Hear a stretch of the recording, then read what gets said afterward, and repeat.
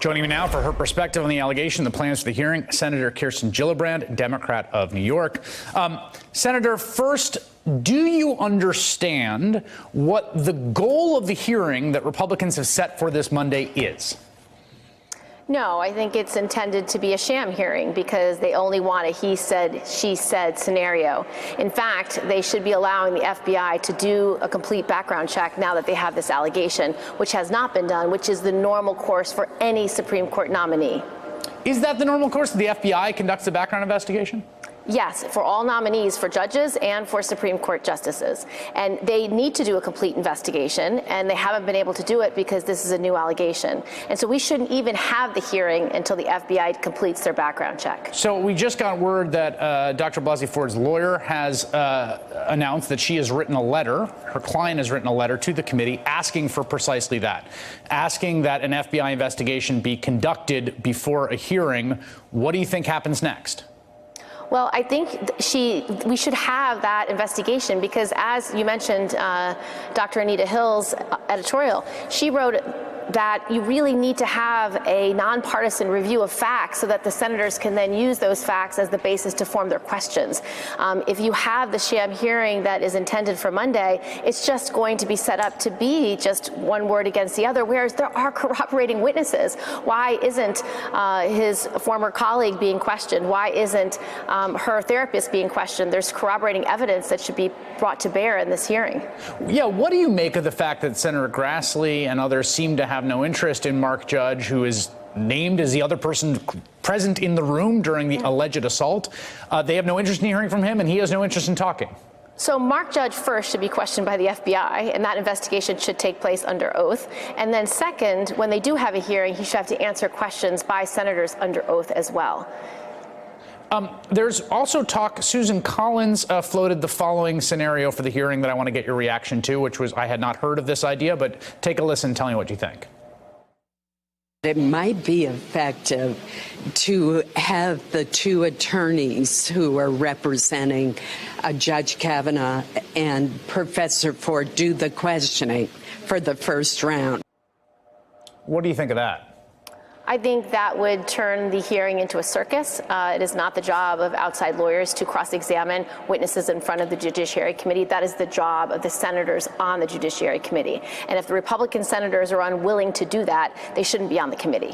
What do you think about the idea that apparently has been floated that Republicans are considering using women that work for them on their staff? It's an all-male group, as you well know, on the Republican side of the Judiciary Committee, using women staffers to ask the questions in the hearing.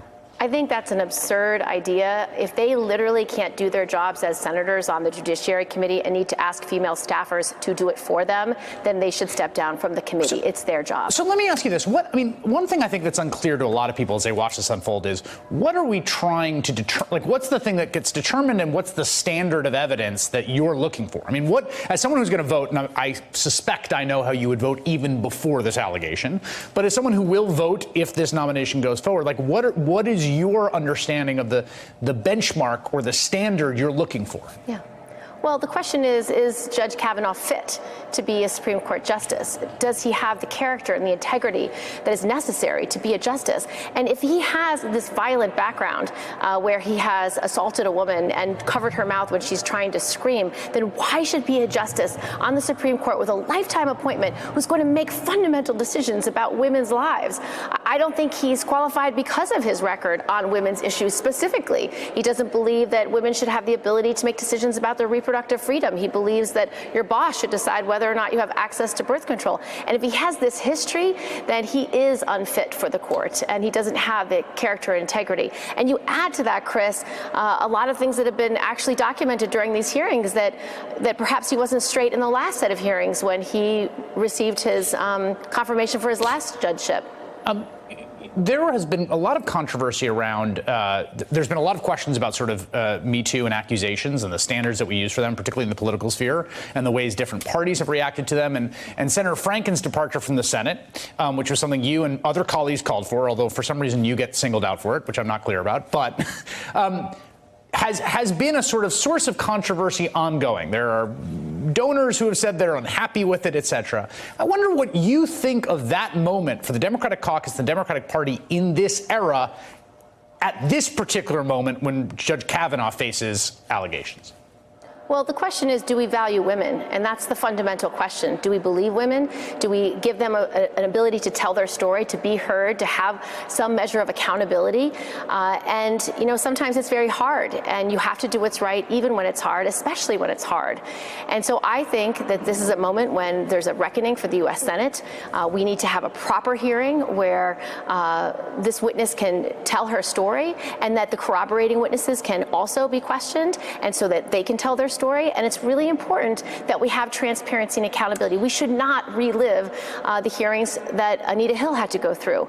That was a dark moment for the United States Senate. It was one of the lowest moments of the U.S. Senate. And if we can't do better than we did then, that's shocking. And so we need to have a transparent and accountable hearing, and it starts with an investigation by the FBI to develop the facts. And then you can have an appropriate questioning of the witnesses. Final question. Do you believe that Dr. Blasey Ford is telling the truth about what happened? I believe her. Her story is credible. If you listen to everything about it, the fact that she told her therapist about it 5 years ago, a friend most recently, she told a reporter before Kavanaugh was even named to be a nominee.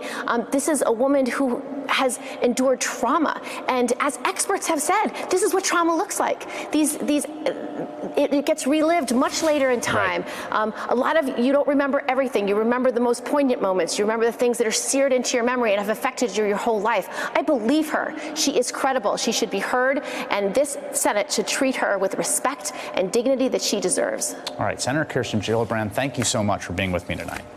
You're welcome. Hey there, I'm Chris Hayes from MSNBC. Thanks for watching MSNBC on YouTube. If you want to keep up to date with the videos we're putting out, you can click subscribe just below me, or click over on this list to see lots of other great videos.